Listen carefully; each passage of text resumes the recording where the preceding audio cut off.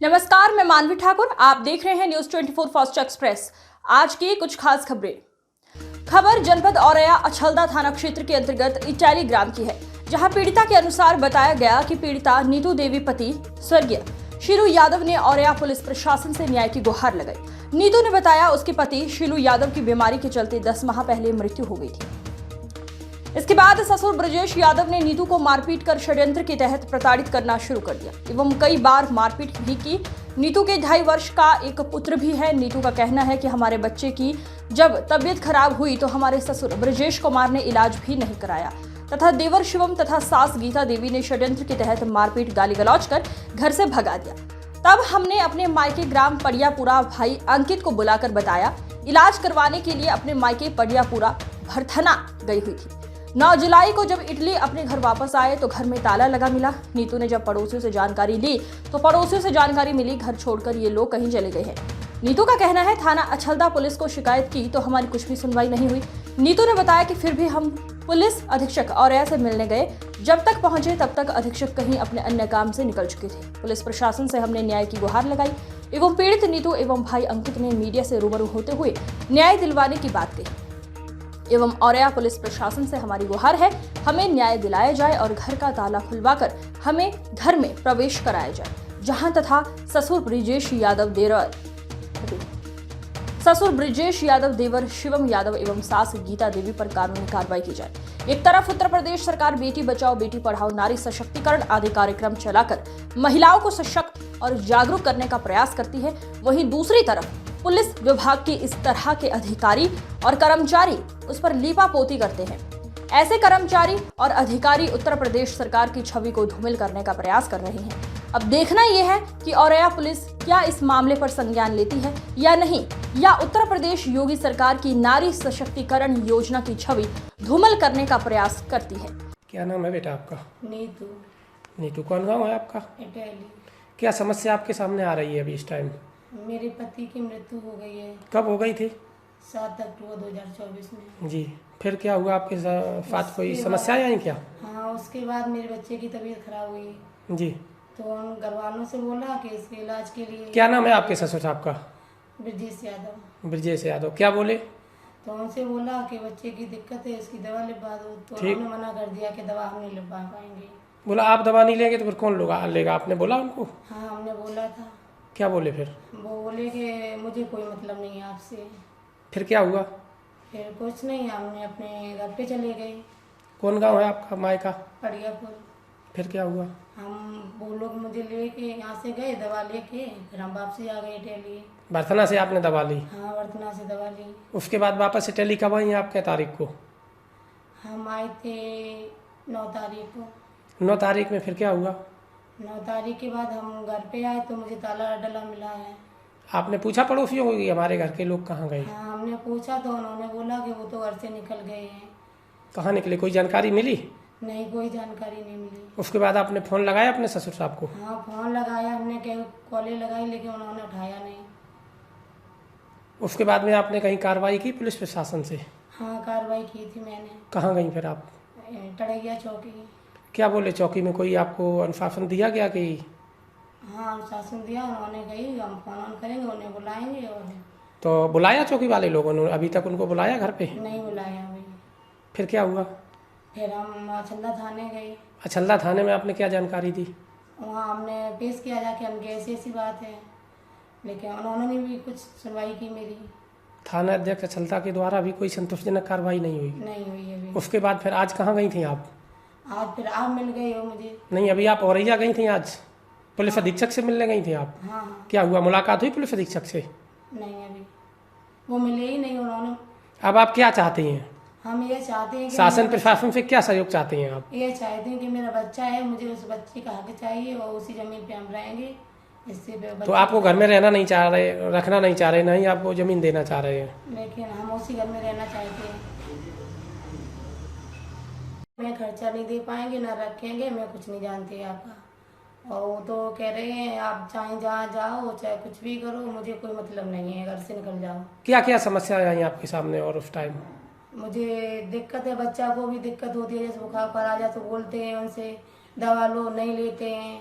फिर एक आध बार मतलब वो समझौता भी हुआ है, मामा को बुलाया। क्या हुआ समझौता में?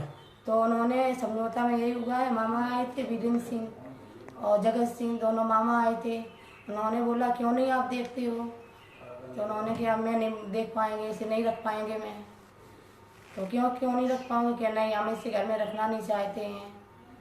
तो लेकिन उन्होंने बोला, लेकिन ये लोग मानने को तैयार नहीं है। तो आपको प्रताड़ित भी किया जा रहा है घर में जब आप रुकी जब तक? हाँ, धमकी दी जा रही है मुझे। मार पिटाई भी आपकी हुई क्या कभी? मार पिटाई की है और गलत इल्जाम लगाए हैं। और क्या बोले आपके ससुर साहब? ससुर साहब ये कह रही है मतलब गलत है और इसे घर में नहीं रखेंगे। ये क्या नाम है आपके ससुर साहब का? ब्रजेश यादव। और सारे लोग मुझे मारने के लिए भागते हैं, एक दो बार मेरी पिटाई भी कर चुके हैं। और जब बोला है तो अब घर से निकल गए हैं। और सामान था घर में वो भी सब बेच गए, गेहूँ था। घर में कोई सामान इस टाइम नहीं है आपके? नहीं, जो सामान सुनने को मिल रहा है लेकिन लॉक है, गेट में ताला डला है। और जो लाइटें आती थी वो भी काट गए हैं। कोठला में गेहूँ थे वो भी बेच गए हैं। दुकान थी वो भी खत्म कर दी, खाद की थी, परचूनी की थी, सारे खत्म करके भाग गए घर से। क्या नाम है आपका? मेरा नाम अंकित है। अंकित, क्या समस्या है आपकी? समस्या ये मेरी सिस्टर है। क्या नाम है आपकी सिस्टर का? इनका नाम है नीतू। क्या समस्या हो रही है इनके साथ समस्या में? है कि मैंने इनकी शादी 2021 में की थी इटली। जी। इनके ससुर का नाम है ब्रजेश यादव और जो मेरी जिया थी उनका नाम था विमल। कौन सा गांव है? इटली। इटली चौकी तड़िया पड़ती है, थाना चलता है वहाँ पे। ठीक। तो मतलब शादी के बाद सब कुछ ठीक चलता रहा। 2024 में आके जिया को कैंसर हो गया था।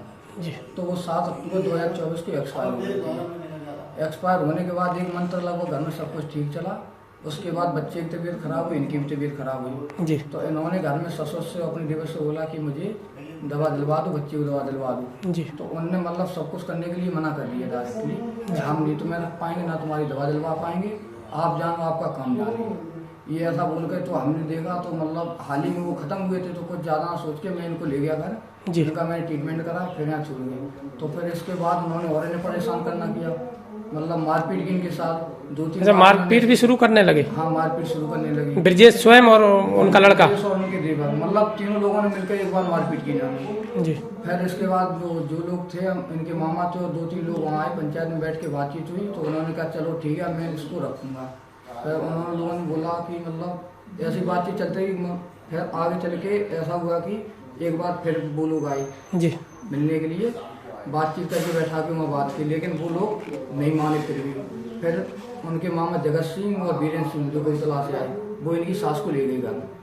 जब सास को ले गए फिर इनकी तबीयत खराब हुई, इनके देवर भी चले गए घर से, केवल वो थे। तो इन्होंने फ़ोन किया कि मेरी तबीयत खराब है, यहाँ कोई दवा दिलवाने के लिए नहीं बोल रहा। तो फिर वहाँ गई तो हमने इनके ससुर से पूछा कि ऐसे ऐसे इनको ले जाएं, दवा दिलवा देंगे जाके। उन्होंने ठीक है ले जाओ। तो मैं इनको 5 जुलाई को लेके आए वहाँ से। जी। जब लेके आए वहाँ से तो फिर मैं दवा दिलवाई इनको। फिर 9 तारीख को वापस छोड़ने के लिए पापा इनको घर पे गई। शाम को जब घर गए तो इन्होंने घर इनकी दुकान थी, किराने की बड़ी दुकान थी, हाथ बीज की दुकान थी। तो इन्होंने वो सारा सामान बेच दिया दुकान का एक साथ। घर में कोई सामान नहीं रखा, जो भी था वो सभी बेच दिया? बेच दिया पूरे किराने का, यहाँ तक कि कूलर पंखी भी बेच दिए घर की। जी। फिर इन्होंने घर में जब आपकी बहन घर पहुंची तो अब क्या हुआ फिर आपके साथ? अब मेरे साथ ही हुआ कि वहाँ पे ताला पड़ा हुआ था घर में। ठीक। तो वहाँ देखा बाहर सब कटे हुए थे। तो मोहल्ला पड़ोस में पता किया जी। कि मतलब ये लोग कहाँ हैं क्या। उन लोगों ने बोला कि अभी ये निकल गए यहाँ से सामान बेच के। तो मतलब हम वहाँ पहुँचे तब तक कुछ सामान पड़ा भी था। लेने वाले जिन लोगों ने लिया था वो मेरे सामने लूट। अच्छा, कुछ सामान बेच दिया दुकान का? हाँ, नहीं पूरा ही सामान बेच दिया दुकान का। घर के जो गेहूँ थे कुठले में वो भी इनने मतलब पूरे गेहूँ बेच दिए। एक कट्टा नहीं रखा गेहूँ का जो खाने के लिए रखा हो। जी। जिन लोगों ने लिया उन लोगों ने बताया ये चीज़। घर में ताला पड़ा हुआ था। फिर मैंने मतलब उन लोगों ने पता की तो उन्होंने फ़ोन पे धमकी दी एक बार। जी। फिर क्या किया आपने? फिर मैंने 112 नंबर पे कॉल की। जी। पुलिस आई 112 नंबर से? 112 नंबर से पुलिस आई। क्या हेल्प मिली आपको पुलिस के द्वारा? उन्होंने बोला कि चलो हम इस पर कार्रवाई करवाएंगे। और उसके बाद मैंने एक तहरीर दी जाके उसमें चौकी में तड़ैया। जी। लेकिन वहाँ की पुलिस ने कोई सुनवाई नहीं की। उसके बाद हम थाने गए असल्ला थाने जाके तहरीर दी। इंस्पेक्टर साहब ने उस पर कोई ऑब्जेक्शन नहीं लिया अभी तक। मैं आज मिलने के लिए आपको थाना छलदा में भी कोई भी हेल्प नहीं मिली? कोई भी हेल्प नहीं मिली अभी वहाँ से मिली है। फिर उसके बाद गए वहाँ पे एसपी साहब के यहाँ औरैया, वहाँ पे भी नहीं मिल पाए वो। आज बस किसी कार्ड में पहुँचा, लेट हो गया, उनसे मुलाकात नहीं हो पाई है। तो अब क्या प्रशासन से मदद चाहते हैं? प्रशासन से मदद ये चाहते हैं, इनका एक 2.5-3 वर्ष का बच्चा है जी। उसको मतलब लड़का है, उसको न्याय मिलना चाहिए, उसके हक का उसे मिलना चाहिए। वो लोग नहीं रखेंगे घर में तो नाती तो उन्हीं का है, बिल्कुल। वो लोग रखें, अगर वो नहीं रख रहे तो फिर मतलब उसका हक किसको दिलाया जाए। हम लोग कब तक वहाँ पे मतलब जाएंगे, मतलब ऐसे उनका देवर जो इल्जाम लगा रहा है इन पे गलत जी। मारपीट कर रहा है इनके साथ, तो हम सोच रहे प्रशासन से मतलब इनको न्याय मिले वहाँ से। आज की खबरों में बस इतना ही। आगे देखते रहिए न्यूज़ 24 फास्ट एक्सप्रेस।